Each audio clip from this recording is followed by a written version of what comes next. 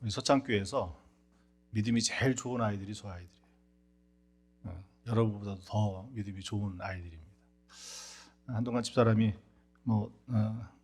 코로나 또 여러 가지 몸이 안 좋아가지고 한 달 정도 못한 것 같아요. 그래서 다시 지금 시작을 했습니다. 매일 저녁 줌으로 우리 유치부 아이들이 큐티를 하고 있어요. 말씀을 같이 읽고 또 같이 기도하고 엄마들하고 같이 이렇게 그런 중에 저 아이들이 교회를 나오지 못해도 가정에서 가정이 정말 교회가 되고 엄마가 아빠가 교사가 되고 그저 신앙으로 잘 양육하고 있습니다. 오늘 이렇게 찬양으로 섬겨주셔서 너무 감사합니다. 우리 랜선으로 찬양하실 분들 우리 속해 다시 모이기 시작하셔야 됩니다. 또 우리 개인도 괜찮아요. 참여해 주시면 다시 우리가 성가대가 다시 설 수 있을 때까지 그렇게 랜선 찬양으로 하나님께 영광 돌리겠습니다. 우리 인사 나누겠습니다. 앞뒤 좌우에 계신 분들에게 하나님이 당신을 사랑하십니다. 인사하겠습니다.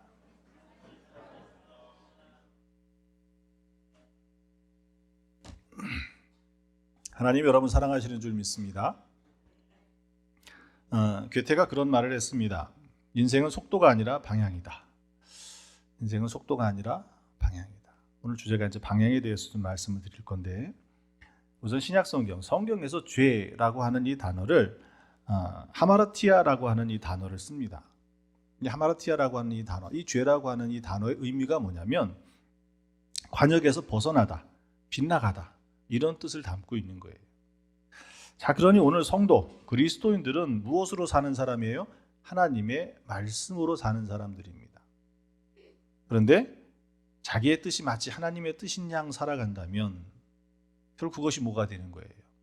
오늘 이 하마르티아라고 하는 이 말처럼 방향이 바뀐 그게 죄가 되어져 버리는 겁니다. 죄는 다른 게 아니죠. 하나님과의 관계를 끊어지고 상하게 만드는 것이 그것이 죄입니다. 우리가 생각할 때 죄 그러면 뭔가 막 행위가 일어나야 되는 것처럼 폭력이나 사기나 아니면 살인이나 이런 것만 죄라고 생각을 하는데 사실은 그것이 아니라 하나님과의 관계, 그것을 해치는 것이 죄예요. 그리스도인들에게 죄는 하나님의 말씀대로 살지 않고 그 뜻대로 살지 않고 내 뜻을 주장하면서 그렇게 방향이 잘못되어질 때 그것이 온 우리를 죄악 가운데 빠지게 만드는 거예요. 자, 여러분들은 어디를 향해서 달려가고 계십니까? 여러분의 삶의 방향은 어디냐라는 거예요. 예루살렘에 살고 있었던 초대교회 성도들은 쉽지 않은 삶을 살았어요. 초대교회 성도들도 마찬가지예요. 예루살렘에서 예수를 믿는다라고 하는 것은 곧 유대교에서 출교를 이야기를 해요. 출교가 되어지면 더 이상 성전에서 제사를 드리지 못하고요. 그 다음에 그 공동체 그 사회에서 같이 살 수가 없어요. 장사하고 뭐 같이 교제하고 관계할 수가 없어요. 마치 그냥 죽은 사람처럼 그냥 세워져 버리는 거예요. 근데 이게 예루살렘에서만 그랬던 것이 아니라 초대교회 처음에 우리 교회들의 모습을 보면 다른 중세 여러 교회들 지역에서 보면 그들이 장사하고 살아가려면 어디에 가입을 해야 되냐면 이 상인조합, 길드와 같은 상인조합에 가입해야 그들이 보호도 받고 또 장사도 할 수 있고. 근데 이 상인조합에 가입하게 되면 오늘처럼 교통과 통신이 발달해가지고 그냥 뭐 얼굴을 보면서 같이 실시간에 지구 반대편에 있는 사람하고 같이 대화하고, 여러분 저녁에 그냥 주문을 하면 새벽에 탁 여러분 문 앞에 배달해주는 그런 시대가 아니잖아요. 어떻게 보면 군인이나 경찰이 자기를 보호해 줄 수 있는 것은 도시 아니지, 도시를 벗어나서 도시와 도시를 연결하려고 그러면 수많은 위험들이 따릅니다. 그냥 맨몸으로 여행하는 것도 위험한 일이 따르는데 장사를 하기 위해서 물건을 가지고 온다는 일은 더 많은 도적과 거기에 상하는 일들이 일어나지 않겠습니까? 그러니까 상인조합이 연합들이 그래서 이제 발전하게 된 거예요. 서로를 보호하고 또 때로 지어가면 보호를 받을 수 있고. 근데 문제는 그 상인조합들마다 자기들이 섬기는 신이 있어요. 그렇잖아요. 군인의 경찰의 도시의 보호를 받을 수 없으니까 그들이 의지할 수밖에 없는 건 뭐예요? 서로 연합을 만들어가지고 무리를 짓고 거기에 자기를 지킬 수 있는 병사들을 고용하고, 그것만 가지고도 안 되니까 그들이 가졌던 신앙. 근데 그 신앙이 하나님만을 향했으면 좋은데 그렇지 않고 어떤 거예요? 자기들 나름대로 섬기는 신들이 있었던 거예요. 그럼 어떻게 합니까? 그 조합에 가입하려면 그 신의 의무를 다해야 되는 거예요. 거기에 제사해야 되고 거기에다가 제물을 드려야 되고. 자, 그런데 하나님을 믿는 백성이 그것을 할 수 있습니까? 못하는 거예요. 안 하는 거죠. 못하는 게 아니라 안 하는 거죠. 왜? 그것은 우상이고 그렇게 하는 것은 세상에서는 성공할 수 있는지 모르겠지만 하나님 나라에서는 그건 실패하는 일이에요. 하나님과 관계가 깨어져 버리는 거예요. 그러니 그들은, 초대교회 성도들은 어떻습니까? 세상의 성공을 택한 것이 아니라 세상을 이기는 믿음으로 산 거예요. 세상의 성공은 그렇게 출세하게 하고 돈을 많이 벌게 하고 힘을 갖게 하지만 세상에서 이기는 믿음을 사는 것은 어떻습니까? 세상에 말하는 그 성공하고는 맞지 않은지 몰라도 하나님 나라에서 하나님께서 그를 보호하시고 그를 세우시고 마지막 하나님 나라에 천국의 상급이 있어지는 거거든요. 오늘 우리 인생의 방향이 그렇게 성공을 쫓아가겠습니까? 세상을 이기는 믿음으로 살겠습니까? 이게 오늘 우리가 어떤 방향에 서 있느냐라고 하는 거예요. 바로 그 우리의 삶의 본을 보이신 분이 누구십니까? 예수님이에요. 예수님께서 그 본을 보셨던 여러 가지 속에 아주 강력한 영향을 준 것이 하나가 있죠. 그게 뭐예요? 겟세마네에서 기도하셨던 그 기도의 자리. 예수님도 육신의 몸을 입고 이 땅에 오셨어요. 예수님도 생로병사의 모든 과정들을 겪으시는 거예요. 성경에 보면 예수님이 감기 걸렸다는 얘기는 없으니까. 근데 예수님도 우리처럼 사셨으니까 어렸을 때 사시면서 왜 감기에 안 걸리셨겠습니까? 육신의 몸을 입고 이 땅에 오신 분인데. 자, 그런데 십자가. 형벌이라고 하는 것은 어떤 겁니까? 잘못을 벌 주는 거잖아요. 그래서 그 벌을 통해서 다시는 그런 일을 하지 않고 어떻게 보면 교화의 목적이 있는 거예요. 제대로 살아라, 바르게 살아라. 그러니까 형벌이라고 하는 거, 벌이라고 하는 것은 뭐 크고 작은 차이가 있지 다 뭐예요? 그것이 사람을 괴롭게 만드는 일이에요.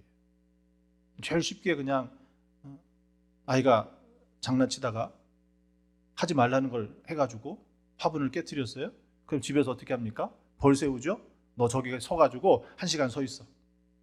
1시간 서 있는 거 어려운 일 아니잖아요. 근데 벌로 그 아이가 1시간 서 보십시오. 어떤가? 아주 죽을 맛일 거예요. 온몸 뒤틀리고 뭐. 그렇게 서 있기 힘들면 반성문 10장 써와. 그럼 나중에 어떻게 합니까? 그럼 반성문 10장 쓰겠다고. 한번 여러분 반성문 10장 써보세요. 한 두세 줄 쓰다가 보면 더 이상 쓸 말이 없어요. 뭐라고 써야 되는지. 이 반성문 10장 쓰는 것도 사실 쉽지 않은 벌이에요. 벌이라고 하는 건 그렇게 어떻게 보면 우리 몸과 마음을 괴롭히는 일이거든요. 근데 그 중에서도 십자가는 인간의 몸뿐만이 아니라 그의 마음과 영혼까지도 가장 큰 고통을 당하게 하는 것이 십자가예요. 아주 그렇게 고안해 놓은 형벌 제도입니다.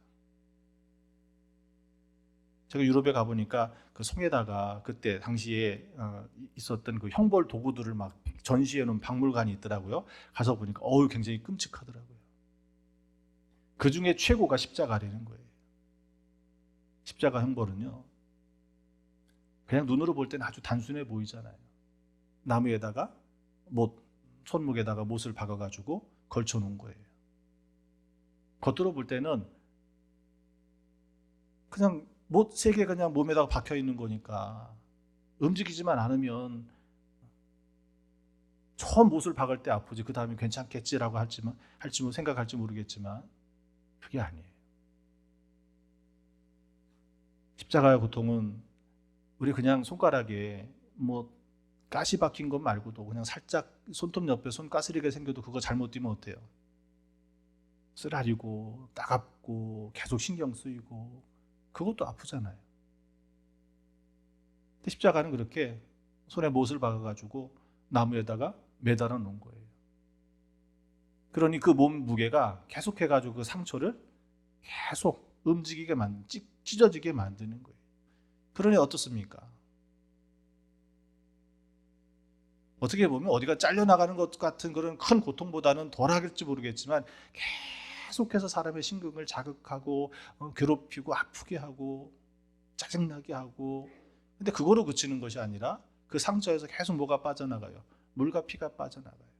그러면서 점점 몸이 혼미해져 갑니다. 근데 더 힘든 거는 그 십자가에 매달려서 숨을 쉬려고 하면 이 가슴을 호흡할 수 있도록 가슴을 들어줘야 되는 거예요. 처음에는 팔의 힘으로 들겠죠. 근데 점점 팔이 아파가니까 어떻게 합니까? 다리에 힘을 쓰는 거예요. 너무 그 고통이 심하기 때문에 로마 군인들이 자비를 베푼다고 한 일이 두 가지예요. 하나는 해용의 심포도주. 이게 마치 이 마취제 같은 성분이 있는 거예요. 고통을 좀 덜어주려고. 또 하나는 다리를 꺾는 일이에요. 그럼 십자가에서 어떻게 죽냐면 질식해서 죽는 거예요. 나중에는 그 다리에 힘을 줘서 몸을 들어 올려서 숨을 쉬는데 그렇게 하지 못하게 만들어주는 거예요. 그래서 빨리 죽게 해주는, 도와주는 방법이 다리를 꺾는 일이었어요. 육신으로는 엄청난 고난을 당하는 것이 십자가 형벌이었습니다. 아무리 예수님이라고 해도 그런 형벌 받고 싶겠습니까? 아무리 우리를 사랑하신다고 해도 그게 쉬운 일이냐는 거예요. 더군다나 우리는 십자가에 보면 예수님이 이렇게 매달려 있는 그 조각상을 보면 그래도 허리춤에 뭔가 걸치고는 있잖아요. 근데 사실은 그렇지가 않아요. 아주 맨몸으로 걸어 놓는 거예요. 지나가는 사람들이 어떻게 하겠습니까? 다 욕하고 비난하고, 더군다나 맨몸으로 그렇게 매달려 있다는 수치심, 그 마음이 얼마나 상하겠느냐라는 거예요. 치욕스러울 거예요. 어떤 고통보다도 더 큰 것이 그런 거일 거예요. 근데 유대인들에게 있어서는 그보다 더한 것이 뭐냐면 나무에 매달렸잖아요. 나무에 매달린다는 것은 하나님의 저주예요. 그러니 이 십자가 형벌은 몸과 마음과 영혼에 아주 처절한 고통 가운데 세워놓는 것이 십자가입니다. 아무리 예수님이라고 해도 그 십자가 쥐는 것은 하나님의 뜻이라고 해도 참 쉽지 않은 결단이에요. 근데 예수님께서는 어떻게 하셨습니까? 마지막 그 겟세마네 기도 가운데 그 십자가, 그것을 앞에 놓고 하나님 할 수만 있으면, 아버지 하나님만 할 수 있으면 이것을 좀 피하게 해달라고 3번이나 기도했죠. 성경에서는 그 숫자가 굉장히 중요한 의미들을 담고 있습니다. 3이라고 하는 숫자는 완전수예요. 하나님의 수예요. 그 겟세마네 기도는 그렇게 처절하게 온 힘을 다해서 하나님께 최선을 다해서 하나님 나 이거 하나만 안 되겠느냐고 기도했던 자리예요. 근데 그 기도의 끝은 어떻게 끝냅니까? 내 뜻대로 마옵시고, 내 뜻대로 마옵시고. 그게 주님께서 우리에게 보여주신 기도의, 겟세마네 기도의 본입니다. 오늘 우리의 삶의 방향을 정할 때 세상의 성공, 아니면 세상을 이기는 믿음, 여러분 어떤 방향을 택해서 가겠느냐라는 거예요. 그것은 오늘 우리가 예수님께서 그 십자가 앞에 처절하게 기도하셨던 것처럼 오늘 우리도 그런 믿음의 결단이 있어야 되는 거예요. 그 처절한 결단의 모습을 어떻게 표현해내고 있습니까? 예수님께서 그 겟세마네에서 기도하실 때 그 땀방울이 핏방울 같다고 이야기하고 있지 않습니까? 그 정말 간절한 그 모습을 이야기. 우리도 기도할 때 보면 정말 힘을 들여가지고 간절하게 기도하면 막 땀이 나지 않습니까?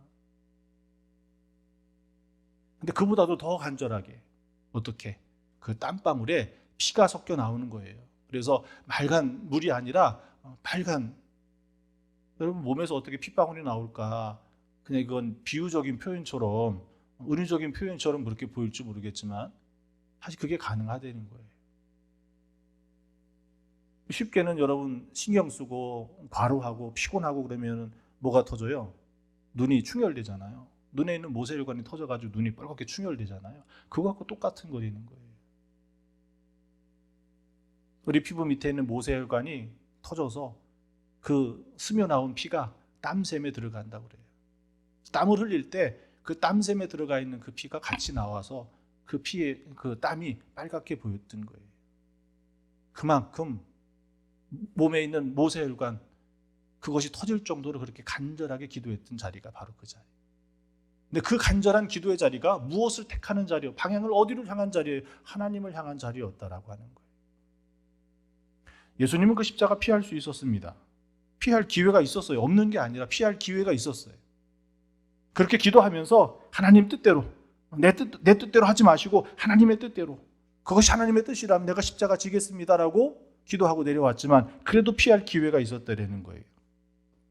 공회의 재판 자리에서 분명히 피할 기회가 있었습니다. 유대 율법에 보면 어떤 사람을 정죄할 때 현행범이든지 아니면 분명한 증거가 있다든지 그러면 정죄할 수 있죠. 그런데 대부분의 일들이 보면 어때요?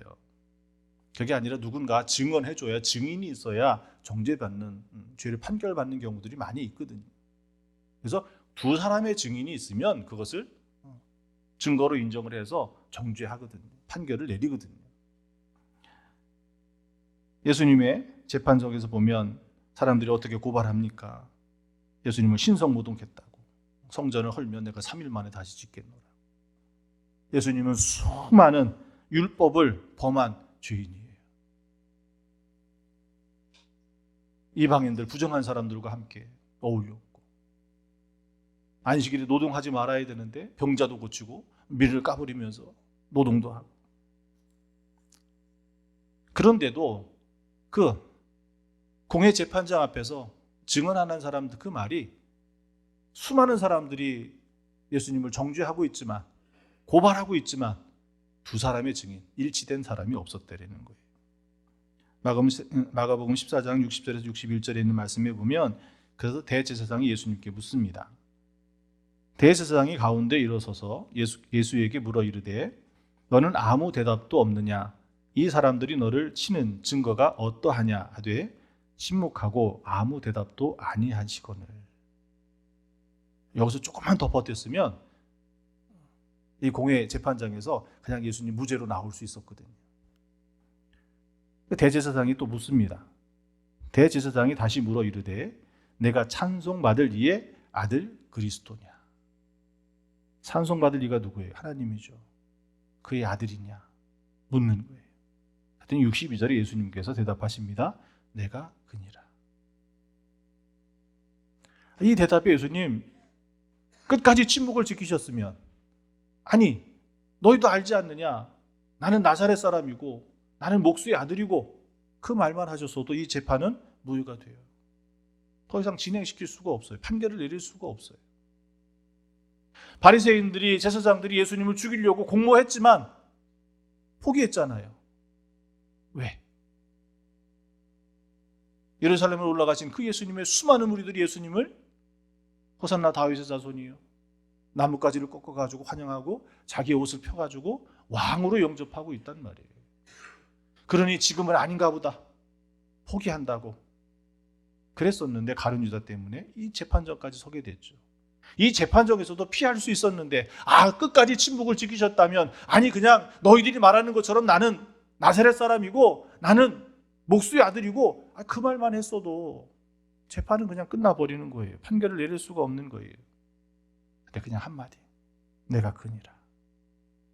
그랬더니 곧바로 64절에 뭐라고 얘기합니까? 그 신성 모독하는 말을 너희가 들었도다. 너희는 어떻게 생각하느냐 하니 그들이 다 예수를 사형에 해당하는 자로 정죄하고 오라고.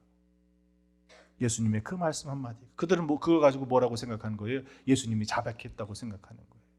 그렇게 우기는 거예요. 그래서 예수님을 빌라도의 법정에 세우셨어요. 예수님이 왜 그런 끔찍한 것에 하나님의 뜻이라고 그 뜻을 쫓아서 그곳에 가셨겠습니까? 예수님이 이 땅에 오신 목적이 무엇입니까? 마태복음 1장에 보면 아들을 낳으리니 이름을 예수라 하라. 이는 그가 자기 백성을 그들의 죄에서 구원할 자이십니다. 예수님이 이 땅에 오신 목적이 뭐예요? 오늘 우리를 구원하시기 위해서 오셨다는 거예요. 그 구원, 그 목적을 이루어내는 것이 결국 무엇입니까? 그 십자가, 그 끔찍한 그 고통의 십자가를 지는 일이에요. 그래서 그 방향으로 계속해서 가셨던 거예요. 바울도 말하지 않습니까? 고린도서 7장 23절에 너희는 갑으로 사신 것이다. 그래서 바울은 자기를 소개할 때 나는 그리스도의 종이다라고 이야기를 해요. 예수의 종이다라고 이야기를 합니다. 그 당시에 종은 주인이 값을, 대가를 치르고 산 사람이에요. 더 이상 나는 내가 아니에요. 주인의 것이에요. 그래서 어디를 가든 나는 누구의 사람입니다. 내 주인은 누굽니다. 나보다 주인의 존재가 드러나지는 거예요. 그래서 바울이 나는 그리스도의 종이다라고 이야기하는 거예요. 오늘 우리는 예수님께서 우리의 그 죄에 그 값을 주시고 사신 거예요. 예수님께서는 그렇게 우리를 구원하시기 위해서 이 땅에 오셨고, 또 그것을 예수님께서 3년의 그 공생의 주간에도 제자들에게 말씀하시지 않습니까? 마가복음 1장 36절에 있는 말씀에 보면 사람들이 예수님을 찾는다고, 우리가 저 마을에 가가지고 가면 뭘 하겠습니까? 왕노릇 할 수 있잖아요. 그런데 예수님께서 뭐라고 말씀하시냐면 마가복음 1장 36절에 이르시되 우리가 다른 가까운 마을들로 가자. 거기서도 전도하리니 내가 이를 위하여 왔노라. 복음을 전하고 영혼을 구원하기 위해서 오신 분이 예수님이셨다는 거예요. 근데 제자들은 어떻죠? 여러분은 어떠냐라는 거예요. 오늘 본문의 말씀에 보면 제자들은 어떻습니까? 예수님과 지금 같이 예루살렘을 향해서 올라가고 있습니다. 같은 길을 걷고 있습니다. 그런데 오늘 41절에 있는 말씀에 보면 10 제자가 듣고 야고보와 요한에 대하여 화를 내거늘. 이 제자들 사이에 분란이 생겼어요. 왜 10명의 제자들이 화를 냈습니까? 그 이유를 보면 앞에 35절 37절에 있는 말씀입니다. 세베대의 아들 야고보와 요한이 주께 나와 여짜오되 선생님이여 무엇이든지 우리가 구하는 바를 우리에게 하여 주시기를 원하옵나이다. 그리고 나서 뭘 구하고 있습니까? 예수님께서 얘기하라고 하니까 여짜오되 주의 영광 중에서 우리를 하나는 주의 우편에 하나는 좌편에 앉게 하여 주옵소서. 우리나라도 보면 국무총리가 있고 장관들이 있지만 대통령의 유고시에는 누가 대통령이 승계를 합니까? 거기에도 다 같은 장관이 아니에요. 거기도 순서가 있어요. 그래서 그 순서대로 대통령직을 임시 맡아서 할 수 있습니다. 법적으로 이렇게 정해져 있잖아요. 자, 지금 올라가는데 야고보가 요한이 뭘 한 거예요? 예수님이 좌우편 하나씩 앉혀달라고 하는 이야기는. 12명이 다 올라앉지는 않을 텐데 먼저 뭘 한 거예요? 청탁을 한 거예요. 인사청탁을 한 거예요. 거기에 화가 난 거죠. 내가 먼저 얘기할 수 있었는데 선수를 뺏긴 거예요. 그 자리가 어떤 자리라고 생각을 하는 겁니까? 그게 돈이 생기는 자리고 그게 권력이 생기는, 힘이 생기는 자리라고 생각을 했기 때문에 그런 거예요. 그걸 빼앗겼다고 생각을 하니까. 그런데 오늘 본문의 앞에 있는 말씀 32절에 34절에 있는 말씀을 제가 읽어드릴게요. 예루살렘으로 올라가는 길에 예수께서 그들 앞에 서서 가시는데 그들이 놀라고 따르는 자들은 두려워하더라. 이에 다시 12 제자를 데리시고 자기가 당한 일을 말씀하여 이르시되 보라 우리가 예루살렘에 올라가노니 인자가 대제사장들과 서기관들에게 넘겨짐에 그들이 죽이기로 결의하고 이방인들에게 넘겨주겠고 그들을 능욕하며 침 뱉으며 채찍질하고 죽일 것이나 그는 3일 만에 살아나리라. 예수님의 사명과 예루살렘에 올라가면 어떤 일이 일어날지를 먼저 얘기하셨어요. 그것도 3번이나 얘기를 하셨어요. 그럼에도 불구하고 제자들의 생각과 예수님의 그 가는 길은 같은 길이었지만 생각은 전혀 다른 곳에 있었다는 거예요. 그 와중에도 제자들은 자리다툼하고 있었다는 거예요. 예수님의 마음과 제자들의 마음은 달랐다는 거예요. 예수님은 오늘 우리를 구원하시기 위해서 그 십자가, 그 고난을 향해서 가고 있는데 제자들은 왜 그런 기대가 없었겠습니까? 많은 기적들을 베푸는 가운데 죽은 자도 살아나고 오병이에 의해 먹는 문제도 해결이 됐고 예루살렘에 올라가면 사람들이 많은 무리들이 따르고 있고 예루살렘 성 앞에서도 뭐 봤잖아요. 많은 사람들이 호산나 다윗의 자손이에요. 종려나무 가지를 꺾어서 자기 옷을 깔아서 왕의 행렬로 환영하고 있는 그 모습에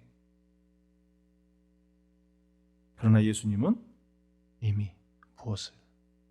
십자가의 그것을 제자들에게 알려주고 말하고 계셨다라는 거예요. 그래서 예수님께서 요한과 야고보에게 묻습니다. 38절에 내가 마시는 잔을 너희가 마실 수 있으며 내가 받는 세리를 너희가 받을 수 있느냐. 그 화를 냈던 다른 제자들에게도 주님 말씀하십니다. 너희가 살아갈 자리는 세상 임금의 통치가 아니라 하나님의 통치 아래 살아간다는 것을 말씀해 주고 계셔요. 하나님의 통치 아래 살아간다라고 하는 것은 다른 것이 아니에요. 너희 중에 누구든지 으뜸이 되고자 하는 자는 모든 사람이 종이 되어야 하리라. 인자가 온 것은 섬김을 받으려 함이 아니라 도리어 섬기려 하고 자기 목숨을 많은 사람의 대속물로 주려 합니다. 라고 그 나머지 10명의 제자들에게도 주님께서 말씀해 주고 계십니다. 우리 성경을 본문을 이해할 때 그 본문을 여러 번 읽고 깊이 묵상하는 것도 중요하지만 또 하나의 방법이 그 앞과 뒤에 있는 다른 구절들을 살펴보는 것도 많이 도움이 돼요. 오늘 제자들이 다툼이 일어났던 그 자리, 그 앞에 있는 것이 예수님께서 당신의 예루살렘에 올라가시면 어떤 일을 당하실지 그 십자가 사건과 부활에 대해서 말씀 이미 하셨죠. 그리고 그 뒤에 있는 말씀을 또 살펴보면 그 뒤에 나오는 말씀이 어떤 말씀이냐면 오늘 이 말씀을 통해서 우리도 깨달음을 얻어야 됩니다. 그 뒤에 나오는 얘기가 뭐냐면 맹인 바디메오의 눈을 뜨게 하는 사건.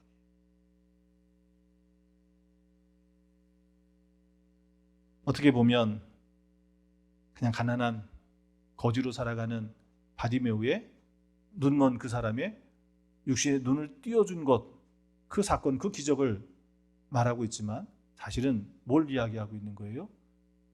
감겨져 있는 우리의 눈, 영의 눈을 띄워주시는 거예요. 열게 하시는, 보게 하시는 거예요. 그것을 보아야 오늘 우리가 그 주님의 길을 우리도 따라서 어떻게 합니까? 우리 영적 눈이 열려야 우리 교회를 바라볼 수 있고 오늘 우리에게 주신 그 사명, 그 사역을 우리의 삶의 자리에서 할 수 있는 거예요. 오늘 이 말씀을 통해서 눈먼 바디메오가 눈을 뜬 것처럼 여러분도 그 영의 눈이 열리시길 축원합니다. 오늘 여기에 그렇게 방향을 바꾼 사람이 한 사람이 있어요. 여러분 쿠오바디스 도미네라고 하는 말을 기억하실 겁니다. 아마 그냥 도미네는 빼고 그냥 쿠오바디스라고 하는 그 말은 우리가 익히 많이 알 거예요. 이거는 이 폴란드의 생키비치라고 하는 분이 쓴 작품 중에 하나이고 노벨 문학상을 받으신 분이기도 합니다. 우리 기독교 고전 가운데 베너, 그다음에 또 이 쿠오바디스, 또 영화로도 만들어졌죠. 여기에 이 쿠오바디스 도미네라고 하는 이 말은 베드로의 대사, 베드로의 그 책에 나오는 말이에요. 이 말은 무슨 말이냐면 주여 어디로 가시나이까. 이 배경이 그래요. 초대교회 로마에 있는 초대교회 성도들은 엄청난 박해 속에 살았습니다. 그냥 예수 믿는 것만 가지고도 박해를 당했어요. 많은 오해가 있었거든요. 성찬을 행하는 것을 가지고 뭐예요? 사람의 피를 먹는다고. 또 다른 박해 이유가 뭐냐면 네로 황제가 아주 이 광폭한 황제였지 않습니까? 어떻게 보면 구도심에 대부분 목조로 지어져 있던 그 구도심에 불을 낸 거, 방화를 한 거예요. 그래서 홀딱 타버렸습니다. 로마 사람들이 막 들고 일어날 거잖아요. 그래서 그 죄를 누구에게 뒤집어 씌웠냐면 초대교회 성도들한테 뒤집어 씌운 거예요. 초대교회에다가 뒤집어 씌운 거예요. 그러니 더 큰 고난이 그곳에 일어날 수밖에 없겠죠. 바로 그때 많은 초대교회 성도들이 카타콤 지하무지로 숨어 들어가고 로마를 떠나서 신앙의 자유를 찾기 위해서 다른 지역으로 피해가는 일들이 일어났었습니다. 그때의 장면이에요. 베드로도 로마를 벗어나서 그 박해를 피해가지고 이제 피난 가고 있는 자리예요. 그때 베드로는 로마를 향해서 가는 한 사람을 만나죠. 그가 예수님이셨어요. 베드로는 그 주님을 알아봤어요. 그래서 물은 거예요. 쿠오바디스 도미네, 주님 어디로 가십니까? 그리고 베드로는 로마를 피해서 가고 있던 그 발걸음을 돌려서 다시 로마로 들어갑니다. 그리고 로마에서 순교를 해요. 로마에서 순교할 때 베드로는 나는 예수님과 똑같이 십자가를 질 수 없다고 십자가를 거꾸로 지고 순교했다라고 교회 전설이 우리에게 전해주고 있죠. 바로 지는 것도 힘든데 거꾸로 이거는 누가 도와줄 수도 없어요. 숨 못 쉬게 다리를 꺾어줘도 소용이 없잖아요. 그죠? 베드로가 왜 그렇게 가는 길을 바꿨을까?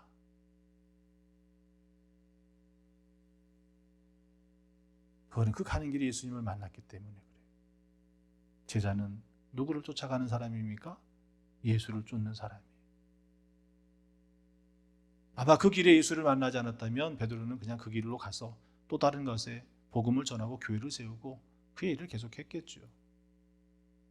그러나 그것이 하나님의 뜻이 아니라 예수를 쫓아가는 거기에, 그래서 그 길에 예수를 만나기에 그는 그 길을 돌이켜서 예수를 쫓아서 그 로마 고난 속에, 박해 속에 들어간 거예요. 오늘과 한 주간, 이제 고난 주간, 이 한 주간을 지나면 부활의 기쁨 영광을 맞이하게 될 겁니다. 우리가 이 고난 주간을 겪으면서 적당히 하루끼 한 끼 정도 금식하고 적당히 그냥 고기 좀 덜 먹고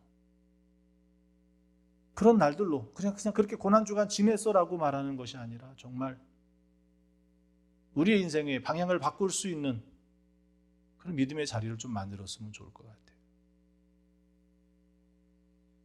세상에서 성공을 추구하는 삶이 아니라 세상을 이기는 믿음으로 살아갈 수 있게 우리에게 믿음을 달라고, 주님을 깊이 체험하는 마지막 사순절기에 고난주간의 한 주간이 되었으면 좋겠습니다.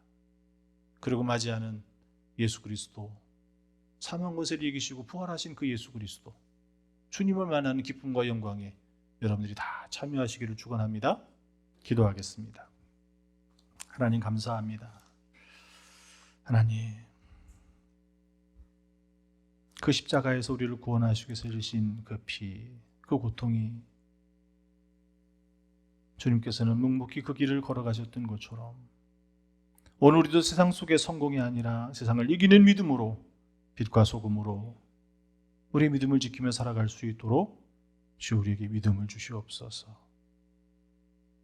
이 사순절기 마지막 이 고난의 절기를, 이 고난의 주간을 지킬 때 주님의 그 피 묻은 십자가, 그것을 가슴에 안고 우리도 우리의 삶의 방향을 바꾸게 하여 주시옵소서.